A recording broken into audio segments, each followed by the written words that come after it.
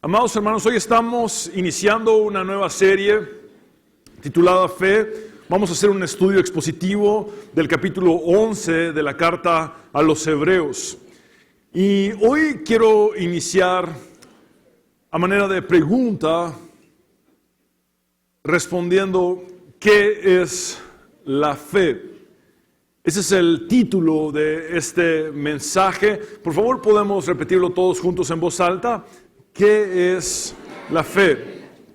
Y quiero advertirles que necesito partir de lo que no es la fe para llegar a definir lo que sí es la fe.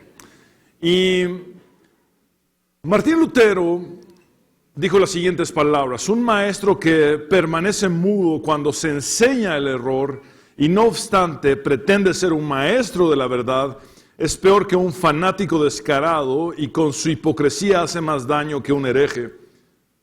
En otras palabras, si tú sabes que se está enseñando el error y no evidencias eso para entonces enseñar la verdad, eres peor que un hereje. Es lo que enseñó este hombre tan usado por Dios en la Reforma Protestante del siglo XVI. De hecho, él también dijo: usted no es solamente responsable de lo que dice, sino también de lo que no dice.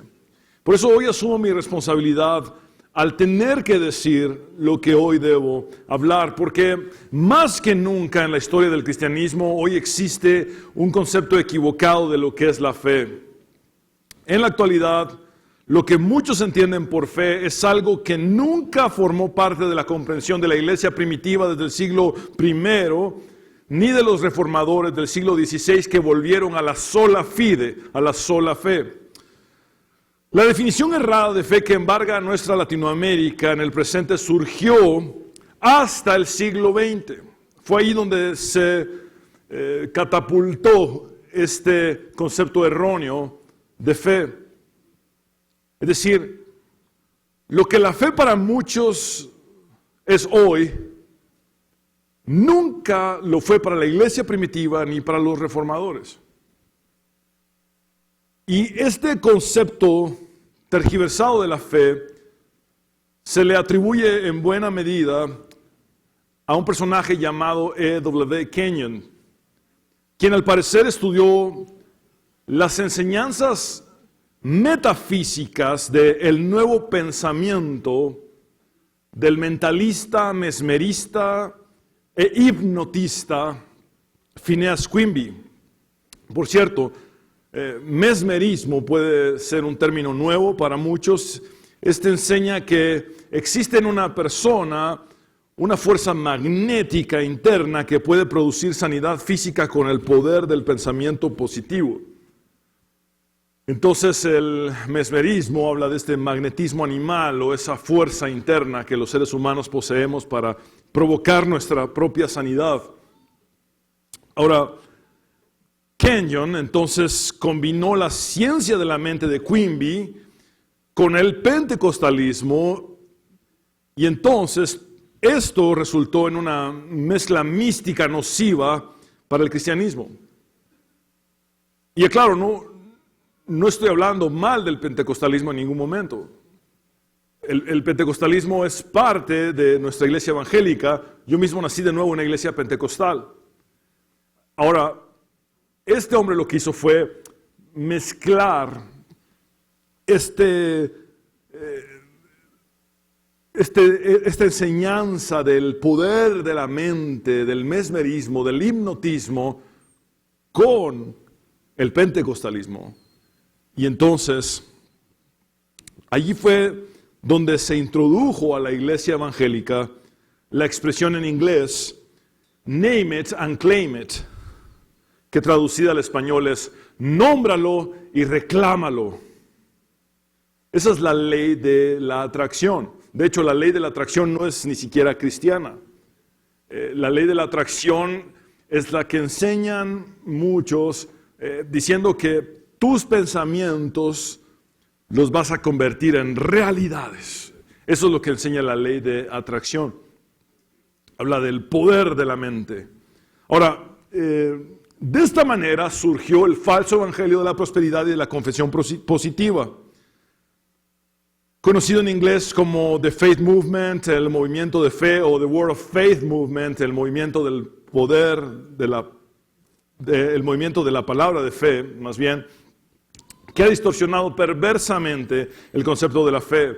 Los falsos maestros de la prosperidad y de la confesión positiva definen a la fe como una fuerza cósmica tangible que es dirigida por el poder de las palabras de los seres humanos.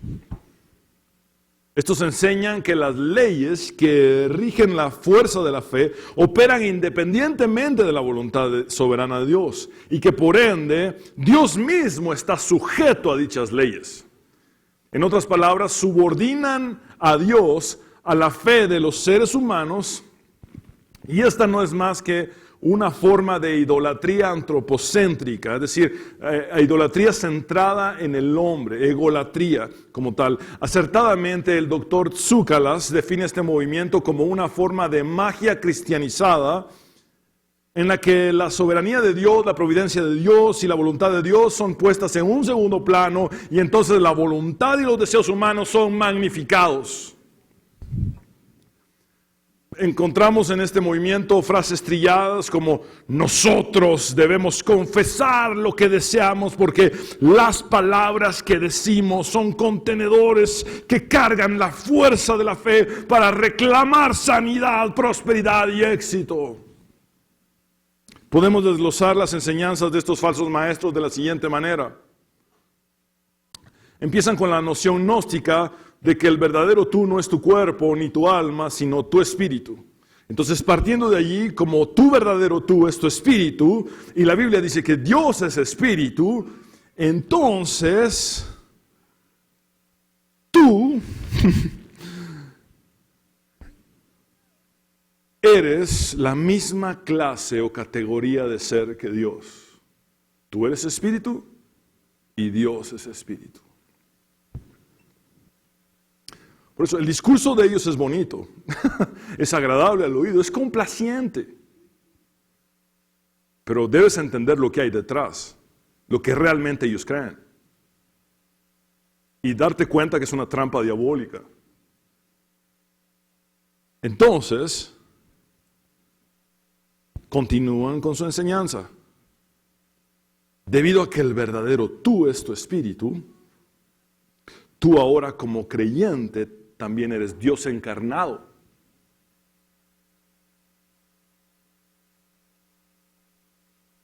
Igual que Jesús. Por lo tanto, tú también eres un Dios.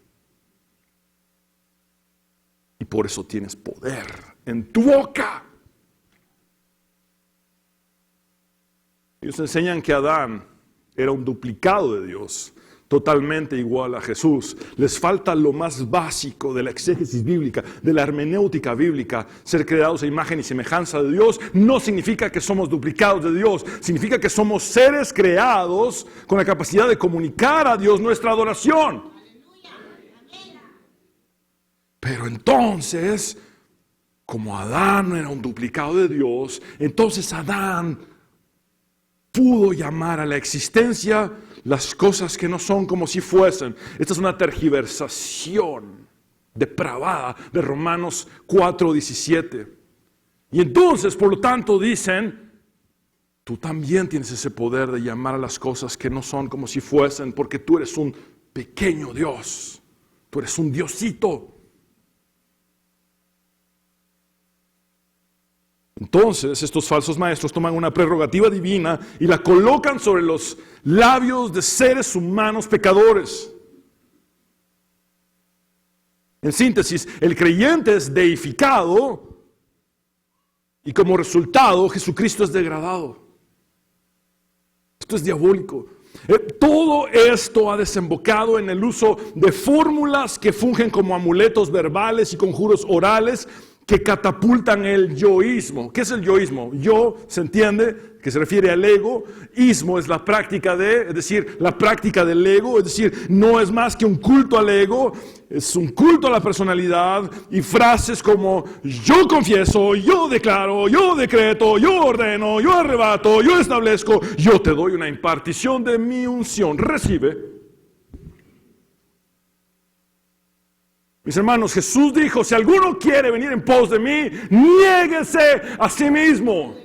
No se trata de proclamar el ego, de decir yo todo el tiempo. Se trata de lo que Dios quiere y de negarnos a nosotros mismos, cargar la cruz y entonces seguir a Jesucristo, que es el único Señor y poderoso Salvador.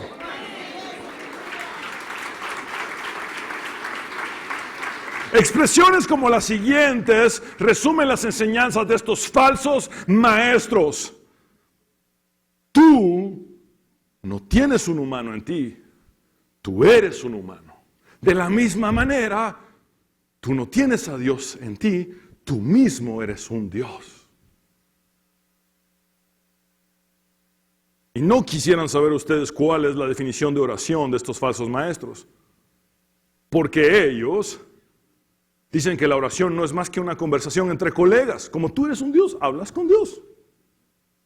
Entonces tú como Dios te has enseñoreado sobre la tierra, entonces tú le das acceso a Dios para que pueda intervenir en tu jurisdicción.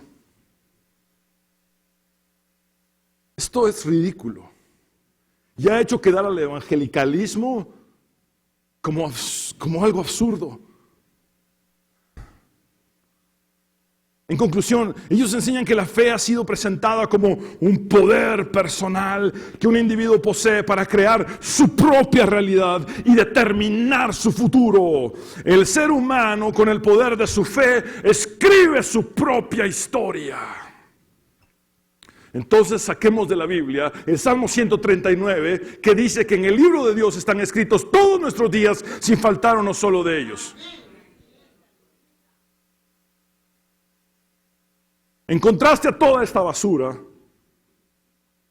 uno de mis mentores, el doctor Adrian Rogers, me enseñó correctamente que la fe nunca es mayor que su objetivo.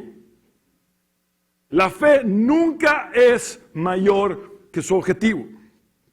Es decir, la fe por sí sola no sirve de nada. Históricamente los seres humanos hemos mostrado que podemos poner nuestra fe en objetos, nuestra fe en animales, nuestra fe hasta en el mismo basurero. Y por cierto, la fe en la fe es un absurdo también. La única fe bíblica es la que se pone en el Dios verdadero, Padre, Hijo, Espíritu Santo. Esa es la única fe que cuenta. Y la fe nunca es mayor que su objetivo. Nuestra fe nunca va a doblegar a Dios. Nuestra fe es rendición y obediencia ante el Dios soberano.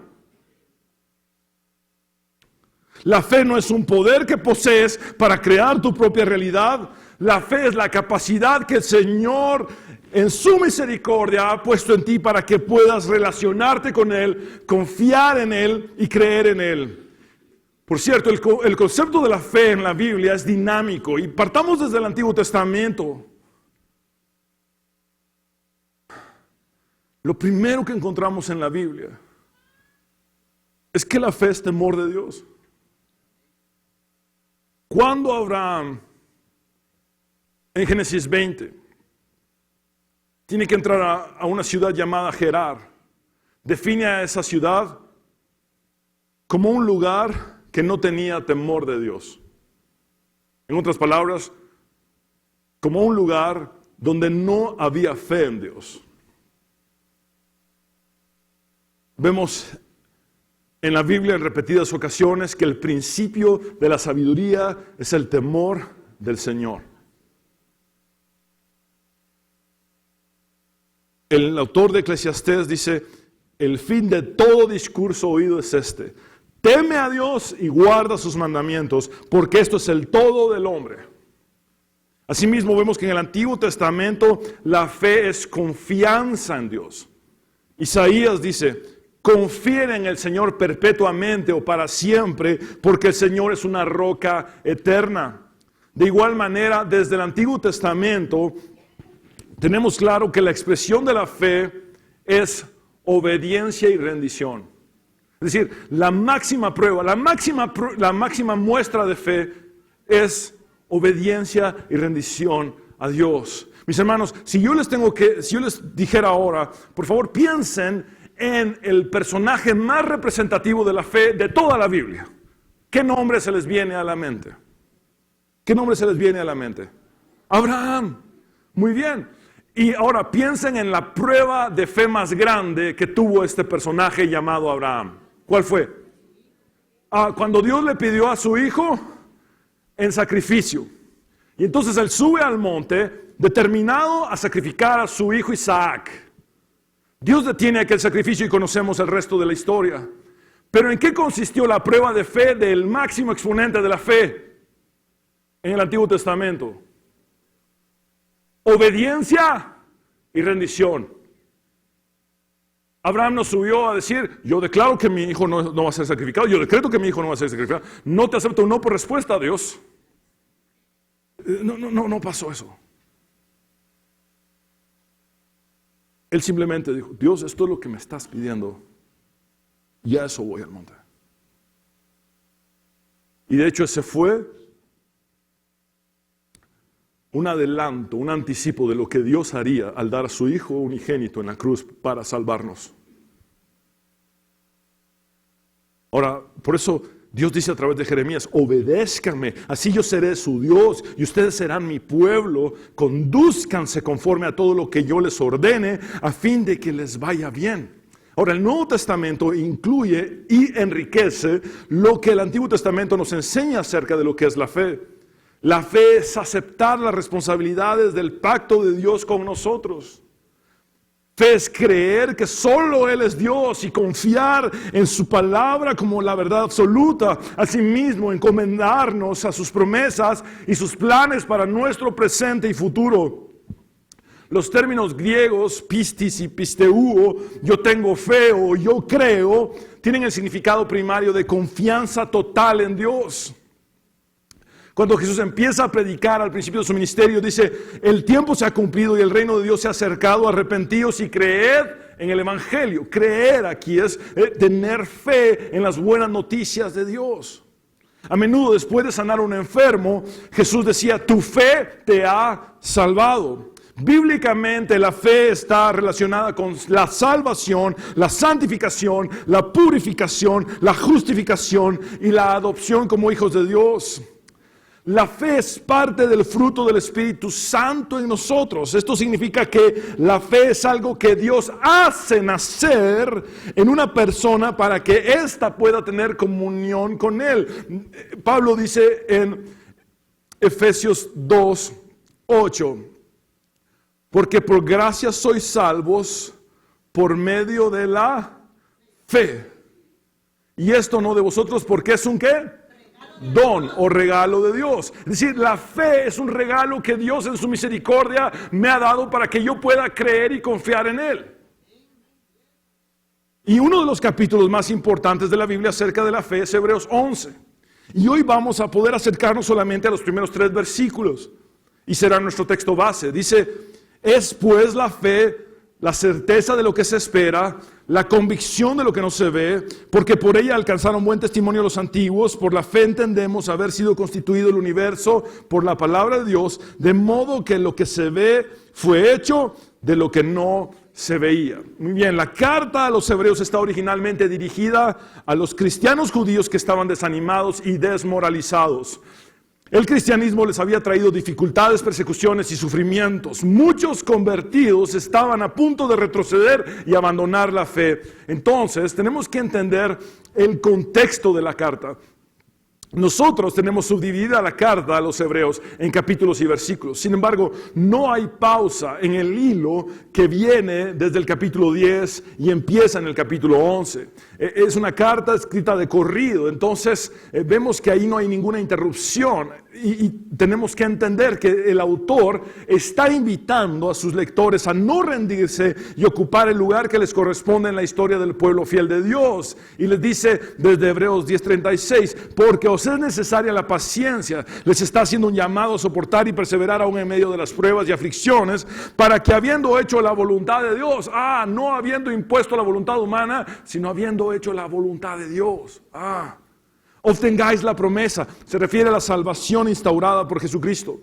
Y luego el autor hace una alusión a Habacuc 2, 3, 4 por medio de una frase tomada de Isaías 26, 20 y dice, porque aún un poquito y el que ha de venir vendrá y no tardará. Está animándoles a no apostatar y esperar el retorno del Señor. Mas el justo vivirá por fe. Es una frase del profeta Habacuc, citada en varias ocasiones por el apóstol Pablo también, porque lo opuesto de la apostasía es la fe. Y luego dice, y si retrocediere, no agradará mi alma. Pero nosotros no somos de los que retroceden para perdición. Se refiere a destrucción eterna, sino de los que tienen fe para preservación del alma. El autor tiene la confianza de que la fe de sus lectores es auténtica. Ahora, después de concluir con esta exhortación, declarando que los creyentes debemos vivir por fe, entonces el autor se dirige a hablar en detalle acerca de la fe y haciendo uso de un estilo hebreo que se llama retrospectiva histórica, da muchos ejemplos de personajes del Antiguo Testamento que confiaron verdaderamente en Dios a pesar de las pruebas y circunstancias y no retrocedieron, que permanecieron firmes hasta el final, demostrando que hay una continuidad entre los hombres y mujeres piadosos de la antigüedad y los cristianos hebreos en el primer siglo y por ende con nosotros en el presente. Punto número 1, la naturaleza de la fe. El autor de Hebreos no nos da una definición, sino una descripción práctica de la fe. Es un error tratar de sacar una definición de la fe de este versículo. Lo que está haciendo el autor de Hebreos es dando una descripción en la praxis de la fe. Entonces, vemos que dice, es pues la fe la certeza de lo que se espera, la convicción de lo que no se ve. Este versículo tiene características de la poesía hebrea, en la que dos frases paralelas sirven para enunciar un mismo concepto. Vamos entonces a la primera frase. Es pues la fe, y dice, la certeza de lo que se espera. Por favor, repitan conmigo, certeza. Es la palabra griega upóstasis y puede comunicar varias ideas. Sustancia, firmeza, confianza, incluso título de propiedad y garantía. Quizá la mejor manera de entender su sentido es como confianza resuelta. La fe es entonces la confianza resuelta de lo que se espera. Ahora, ¿qué es aquello que se espera? ¿Nuestros deseos humanos? ¿Nuestros caprichos personales? No. Lo que se espera es lo que Dios dice en su palabra. Eso es lo que se espera. Entonces tengo en mí una confianza resuelta en que todo lo que Dios ha dicho en esta profecía más segura será una realidad. Lo que Él ha prometido es verdad. Entonces, la fe no es un mero deseo de que algo pueda llegar a pasar en un mañana incierto. La fe tampoco es superstición. Erasmo de Rotterdam en el siglo XVI dijo, encuentro a tantos cristianos que ya sea por negligencia o pura ignorancia son tan supersticiosos como los paganos. La fe, mis hermanos, verdadera, considera como una realidad en el presente todo lo que Dios ha dicho que sucederá en el futuro. Tenemos certeza de lo que esperamos. Ahora, veamos un ejemplo. En Hebreos 11, 24, 26 dice, por la fe Moisés, ya adulto, renunció a ser llamado hijo de la hija del faraón, prefirió ser maltratado con el pueblo de Dios a disfrutar de los efímeros placeres del pecado, consideró que el oprobio por causa del Mesías era una mayor riqueza que los tesoros de Egipto, porque tenía la mirada puesta en la recompensa. Muy bien. Moisés se paró firme en la esperanza mesiánica. Y ciertamente abandonó todos los lujos, posiciones, bendiciones o beneficios materiales, más bien, que podía haber obtenido para fijar su mirada en el Mesías que llegaría a la tierra 1400 años después. Entonces es renunciar a todo para no ver nada en mi tiempo de vida. Y luego la promesa se cumpla 1400 años después. ¿Eso es fe? Así es. La tendencia de la naturaleza humana es confiar en lo que los sentidos físicos pueden percibir, en aquello que se puede ver, oír, sentir, oler y gustar. Sin embargo, nuestros sentidos nos pueden engañar, Dios no. Y eso lo vemos muy claramente cuando Pablo escribe a Tito en el capítulo 1, versículo 2. Nuestra esperanza es la vida eterna, la cual Dios, que no miente, ya había prometido antes de la creación. Es decir, hay algo superior a mi vida que Dios empezó a hacer desde antes de la fundación del mundo y que sigue haciendo. Y mi tiempo de vida en esta tierra es un pequeño lapso comparado con todo el entramado del Dios eterno, con todo lo que Él está entretejiendo desde la eternidad. Los hombres y mujeres de fe se aferraron a la promesa de Dios como la máxima realidad de sus vidas, como lo más seguro de su existencia, aun cuando no vieron la promesa ser cumplida en su tiempo de vida. Como vimos, Moisés se aferró a eso, renunció a todo y hasta 1400 años después de él llega el Mesías. Ahora veamos Hebreos 11:13, dice, por la fe, todos ellos, se refiere a Abraham, Isaac, Jacob y Sara en este contexto, vean, murieron sin haber recibido lo que se les había prometido. Y solo llegaron a ver esto a lo lejos, pero lo creyeron y lo saludaron, es decir, permanecieron en la fe hasta el fin de sus vidas. Pues reconocieron que eran extranjeros y peregrinos en esta tierra. Es decir, ellos supieron que su propósito era superior a sus vidas.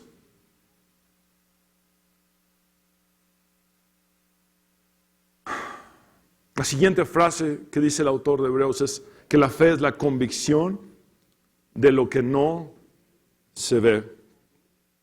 La fe demuestra que lo que no se ve es real. Es decir, nuestra fe es una prueba contundente de la existencia de Dios. Algunas realidades no se ven porque pertenecen a la dimensión espiritual o eterna, y otras simplemente porque son parte del futuro. No obstante, en ambos casos, la fe es confianza firme en las más grandes realidades de Dios.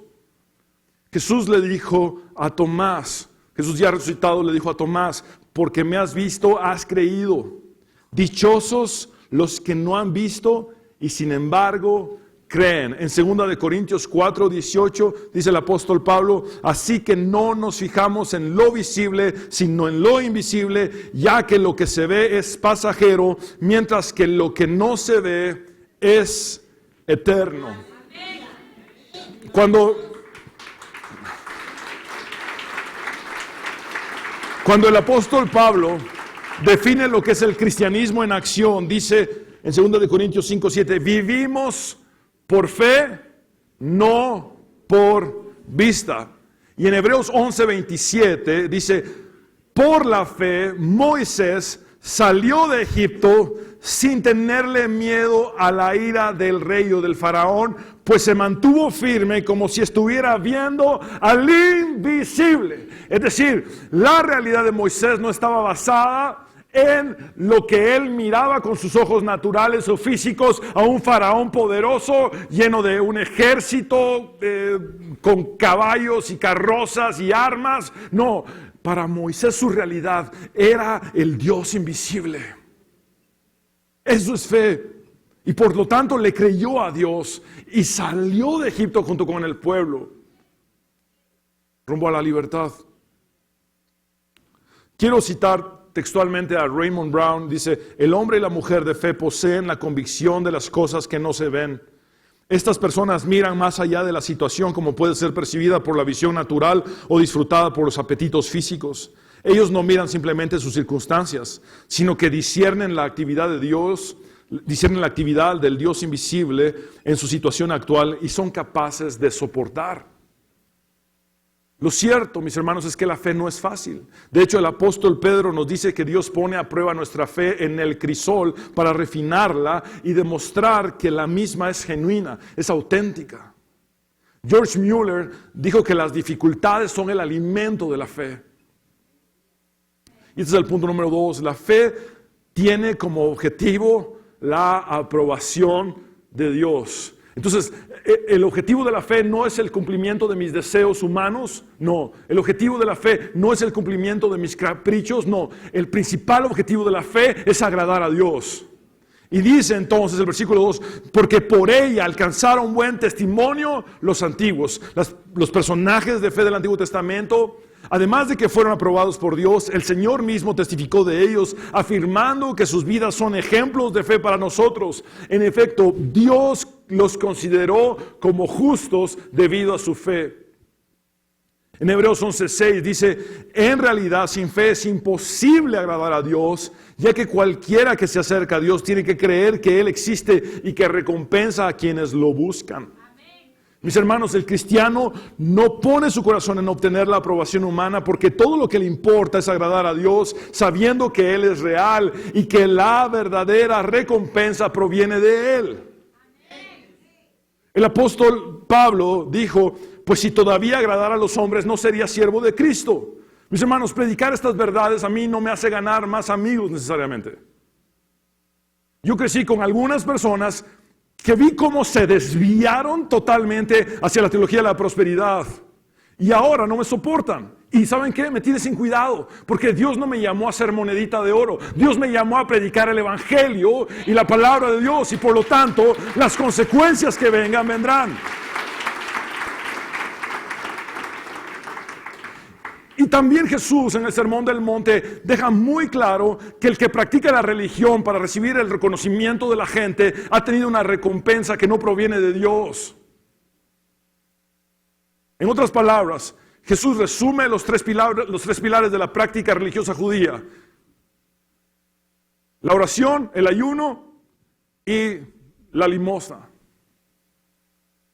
Y dice, si lo hacen para ser vistos por los demás y para recibir el reconocimiento de la gente, ya tuvieron su recompensa, pero del Padre Celestial no van a recibir nada. Entonces, la fe es esa forma de ver la vida en la que busco agradar a Dios. Y ese es todo mi enfoque, que Dios me apruebe. Aunque los demás me desaprueben, aunque los demás me rechacen, quiero la aprobación de Dios. Por eso ves en la historia del cristianismo a hombres y mujeres entre la espada y la pared, que era o negar a Jesús o morir. Y ellos decían, pues muero porque mi fe me lleva a agradar a Dios, no a condescender con los hombres, no a tratar de salvarme el pellejo,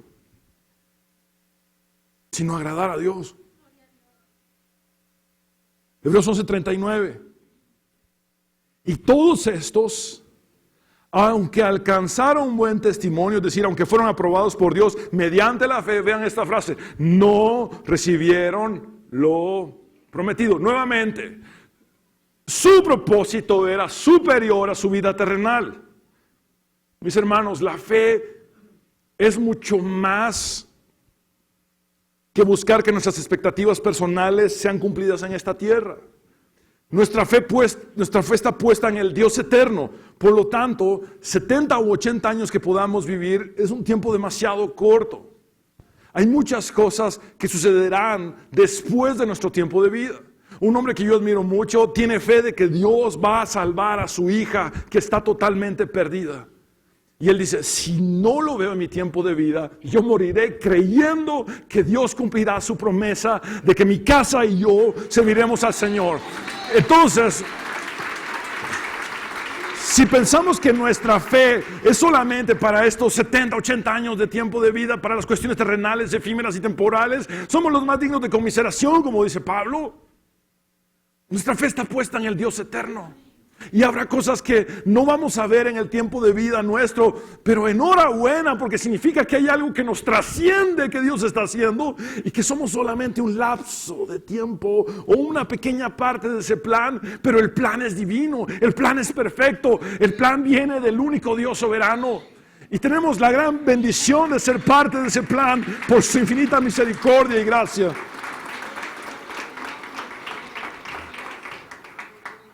Punto número 3 y final. La fe reconoce el poder de Dios.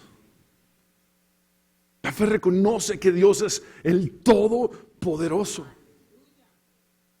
Versículo 3, por la fe entendemos. Vean cómo el autor de Hebreos se incluye a sí mismo e incluye a todos los lectores de la carta, los lectores del primer siglo como nosotros. Dice, por la fe entendemos haber sido constituido el universo por la palabra de Dios, de modo que lo que se ve fue hecho de lo que no se veía.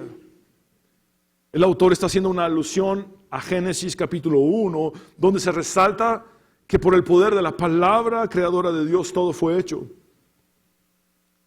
La fe nos hace entender que el poder incomparable de Dios es tal que pudo llamar al universo a la existencia, aun cuando no había nada de lo que éste pudiera ser creado.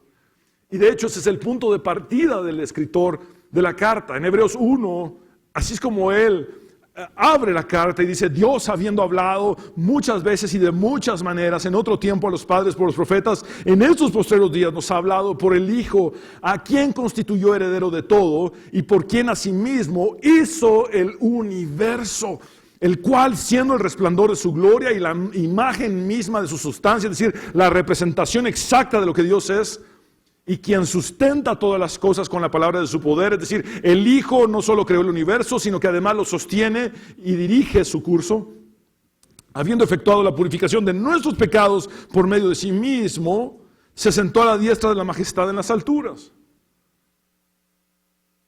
Pablo dice en Colosenses, porque por medio de él, y se refiere a Jesucristo, fueron creadas todas las cosas, en el cielo y en la tierra, visibles e invisibles, lo material e inmaterial, lo físico y lo espiritual, sean tronos, poderes, principados, autoridades, todo ha sido creado por medio de él y para él, todo fue formado para su propósito y su gloria. Mis amados hermanos, por cuanto Dios es poderoso y por cuanto la fe reconoce el poder ilimitado de Dios, es que oramos por los enfermos. Como mi fe reconoce el poder de Dios, entonces oro por los enfermos. Como mi fe reconoce el poder de Dios, oro por un milagro. Como mi fe reconoce el poder de Dios, oro por provisión. Como mi fe reconoce el poder de Dios, oro por protección. Pero mi fe nunca va a subordinar a Dios, a mis deseos humanos. Ni mis palabras van a subordinar a Dios a mis deseos humanos. Vimos la prueba de fe de Abraham, que fue en un monte cuando estuvo a punto de sacrificar a su hijo Isaac, pero Dios lo detuvo. Y ahora vemos la prueba de fe de Jesús encarnado. Jesús hecho hombre, en su naturaleza humana tiene una prueba de fe, y esta es en un huerto llamado Getsemaní, donde él está sufriendo hematohidrosis, es decir, sudando sangre, y entonces dice, Padre, y estas son las 3 palabras que necesitamos aprender todos: si es posible, que pase de mí esta copa o este sufrimiento, pero que no se haga mi voluntad, sino la tuya. Es decir, que no se haga como yo quiero, sino como tú quieres, Dios. Esa es una prueba de fe superada. Ahora, el Hijo de Dios, el creador del universo, el sustentador del universo y el que dirige el curso del universo, dijo a su Padre, sí es posible. No dijo en el Getsemaní, Padre, te pido que pase de mí esta copa, y no te acepto un no por respuesta. No dijo, Padre, decreto, yo ordeno, yo establezco, yo declaro que pasa de mí esta copa. No hizo eso el Hijo de Dios.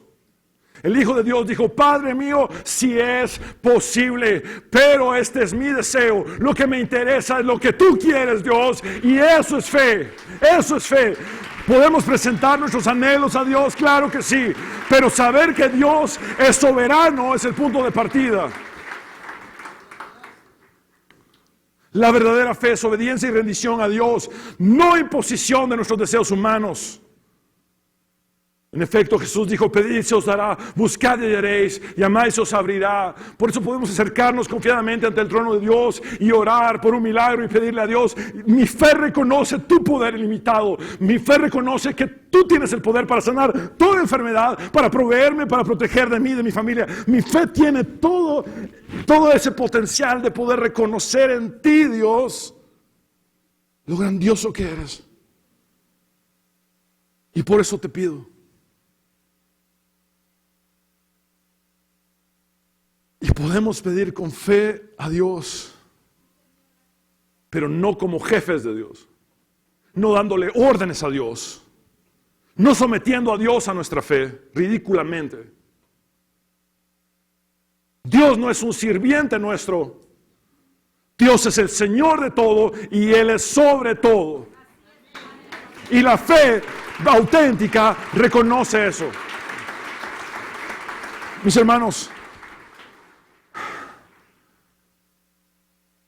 en el ámbito teológico norteamericano escuché esto y era una especie de chiste sarcástico. Un falso maestro de la confesión positiva muere y va al infierno. Y entonces en el infierno dice, declaro que no estoy aquí y decreto que no está caliente. Y una de las defensas de ellos es que como no estamos de acuerdo con confesar positivamente, entonces nosotros somos muy negativos. Pero no tiene nada que ver con eso. Ahora entienden el trasfondo. Con la parte que yo no estoy de acuerdo es con creerme un diosito. No lo soy un pecador redimido. Eso es todo. Entonces no es que con mis palabras voy a doblegar a Dios, no voy a imponer mi propia historia y a crear mis propias realidades con el poder de mis palabras. No, yo no estoy de acuerdo con eso. Y eso no me hace a mí confesar negativamente. Jamás se ha acercado un enfermo a mí y yo he orado, Señor, te ruego que lo mates ya, que se muera ya. No, jamás. Oro por un milagro porque mi fe reconoce el poder de Dios. Le unjo con aceite porque mi fe reconoce que la Biblia en Santiago dice eso. Y creo que Dios puede hacer el milagro con todo mi corazón, pero ante todo reconozco el señorío del Dios Todopoderoso, que es soberano y que puede decir tanto sí como no, y sana a algunos y a otros no. Él sabe eso en el misterio de su soberanía y voluntad divina. Él sabe por qué lo hace, pero yo seguiré teniendo fe. Por eso la carta a los Hebreos en el capítulo 11 nos enseña que por la fe muchos experimentaron grandes victorias, pero también por la misma fe muchos fueron torturados y asesinados. Y es exactamente la misma fe, no es circunstancial, es una fe firme en el Dios verdadero, no importando lo que esté atravesando, si esté en tiempos de gozo y alegría o en tiempos de llanto y en tiempos de debilidad. Mi fe sigue estando puesta en el mismo Dios que no cambia. Y eso es fe. Amados hermanos, mi oración es que Dios nos haga libres de todo rezago absurdo de la falsa doctrina de la prosperidad y de la confesión positiva. Es una trampa diabólica para la iglesia evangélica y tenemos que entenderlo de una vez y por todas y ser libres de eso. Y yo quiero dedicar esta predicación a todos los que estén oyéndome, que están metidos en ese tipo de secta. Salgan de allí. Es antibíblico, es anticristiano. Utilizan a Dios como su excusa. Utilizan la Biblia como su excusa. No tiene nada que ver con la verdad del Señor Jesucristo y con su palabra. Solo su palabra es verdad. Las mentiras humanas se van desvaneciendo con el paso del tiempo. La palabra de Dios permanece para siempre.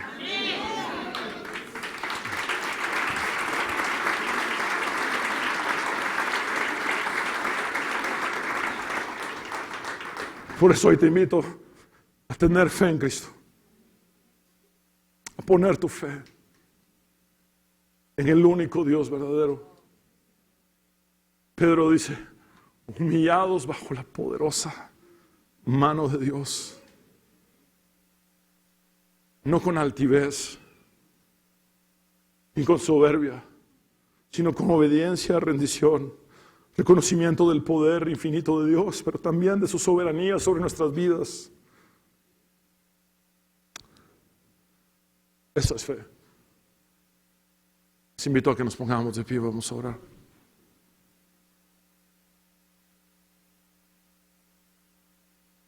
Señor, te damos gracias por que conoceremos la verdad y la verdad nos hará libres.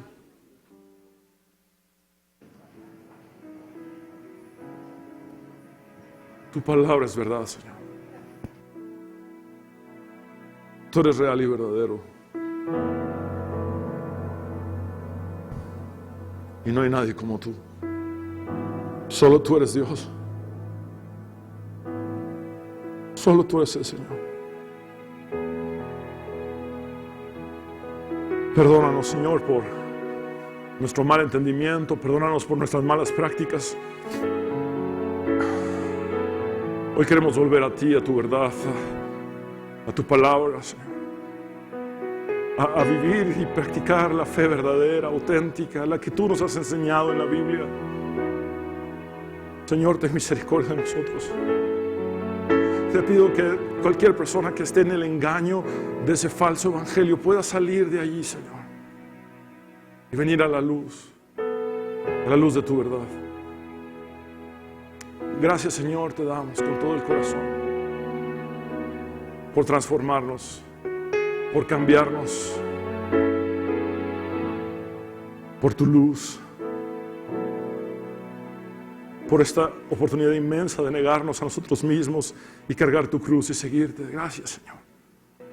Gracias, Dios, por llamarnos, por escogernos, por salvarnos.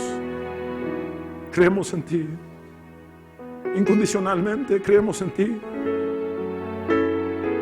No circunstancialmente. Señor, hay tiempos buenos, hay tiempos malos, la Biblia lo enseña. Hay tiempo de llorar, tiempo de reír. En todo tiempo nuestra fe está firme en ti. No importando lo que venga, Señor, nuestra fe seguirá firme en ti. No importa lo que tú respondas o nos digas o calles, siempre nuestra fe estará firme en ti. Señor, no te cuestionaremos, nos rendiremos delante de ti y obedeceremos. Gracias por la libertad que hay en tu palabra, por la libertad que hay en la verdad que tú nos das, en la verdad que tú eres. Señor, el mundo dice ver para creer y tú dijiste a Marta, no te he dicho que si crees verás la gloria de Dios. Señor, bíblicamente es necesario primero creer para después ver. Por eso yo quiero hablar contigo, hombre y mujer que has venido sin Cristo. Tú que sabes que necesitas a Dios, haz esta oración de fe conmigo y ríndete a Él. Habla con Dios como nunca antes lo has hecho. Cree con tu corazón y confiesa con tus labios y dile, Señor Jesús, reconozco que soy pecador, pero también sé que moriste en la cruz para perdonar mis pecados y que resucitaste al tercer día para darme la victoria y la vida eterna. Creo en ti, Jesús. Sálvame, Jesús. En tu nombre, Jesús, hemos orado. Amén.